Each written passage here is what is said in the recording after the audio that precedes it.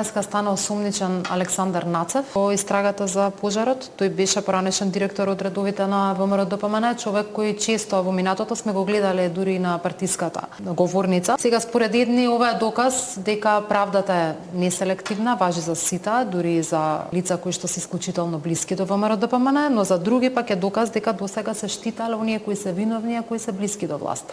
Не би се согласила со втората теза од причина што не ја гледам поентата и логиката во тоа досега да се штити некој, па од сега не.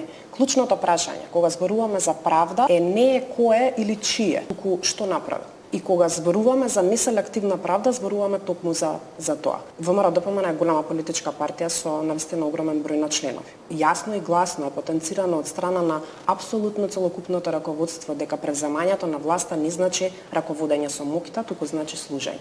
И дека значи почитување на владењето на правото и почитувањето на законот. Секој кој што направил спротивно на овие принципи и кој што го прекршил законот, ако ние бараме од другите да го почитуваат законот, најверојатно треба да тргнеме секогаш од себе. И тука тоа била наша принцип и наша реторика уште од самиот почеток.